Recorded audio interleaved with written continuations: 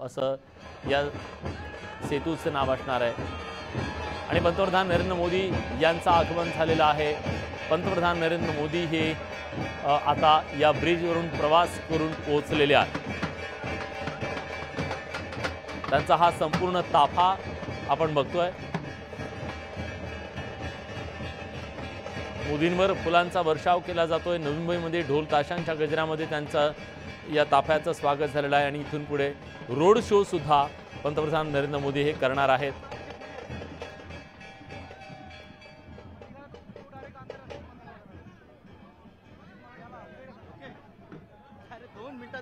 हे वर्ष निवडणुकांचं आहे आणि निवडणुकांच्या या वर्षामध्ये आपल्याला कल्पना आहे की पहिली निवडणूक होणार आहे ती देशाची पंतप्रधान पदाची म्हणजे लोकसभेची ही निवडणूक होईल। देशाचे पुढचे पंतप्रधान कोण याची उत्सुकता संपूर्ण देशाला आहे। पण जी डिलिव्हरी आहे, काम आपण काय केलंय हे एक प्रकारे त्याची डिलिव्हरी दिलेली आहे पंतप्रधान नरेंद्र मोदी यांनी। 2014 आणि 2019 अशा 2 टर्म त्यांना मिळालेल्या आहेत। देशानं त्यांच्यावरती विश्वास दाखवलेला आहे आणि ही थेट दृश्य न्यूज 18 लोकमतच्या प्रेक्षकांसाठी आपण बघतोय। काही वेळापूर्वीच पंतप्रधान नरेंद्र मोदी यांचा ताफा जेव्हा या पुलावरून गेला त्यानंतर आमच्या प्रतिनिधींनी या पुलाची ही सफर पहिल्यांदा न्यूज 18 लोकमतच्या प्रेक्षकांसाठी बघा। अतिशय भव्य दिव्य असा हा पूल आणि वेगवान प्रवास या पुलावरून आता मुंबईकरांना अनुभवता येणार आहे।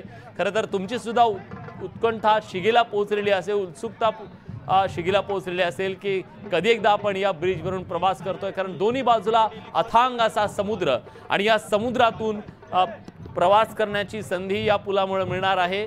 या पुलावरून आपल्याला प्रवास करता येणार आहे। दोन्ही बाजूला डाव्या आणि उजव्या बाजूला समुद्र आणि समुद्रामधूनच जवळपास 18 किलोमीटरचा प्रवास करता येणार आहे। अशी समुद्राची हवा घेत एक प्रकारचा हा एक अद्वितीय असा अनुभव मुंबईकरांना, नवी मुंबईकरांना, रायगड कोकणात जाणाऱ्या प्रवाशांना, पुणेकरांना या सगळ्यांना हा अनुभवता येणार आहे।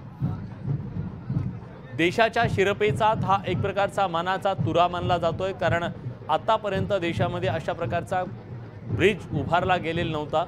इतकं मोठं इन्फ्रास्ट्रक्चरवरती काम याआधी झालेलं नव्हतं। समुद्री पूल जो 22 किलोमीटर इतक्या लांबीचा हा समुद्री सेतू देशातला सगळ्यात मोठा समुद्री सेतू म्हणून ओळखला जाणार आहे। जो मुंबई, नवी मुंबई आणि तिसरी मुंबई या 3 मुंबईंना जोडणारा हा एक महत्त्वाचा सेतू असणार आहे।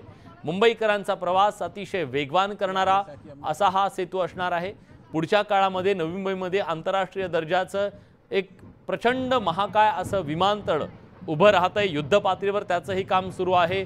अजून ते पूर्ण झालेलं नाहीये। काही कारणामुळे ते रखडलेलं होतं पण पुन्हा त्याला एक गती मिळालेली आहे। आणि नवी मुंबईमधल्या या विमानतळाला मुंबई आणि नवी मुंबईमधल्या या 2 विमानतळांना आता हा ब्रिज जोडणार आहे। त्यामुळे मुंबईकरांना नवी मुंबईमध्ये पोहोचण्यासाठी आता अवघ्या 20 मिनिटांचा कालावधी लागेल।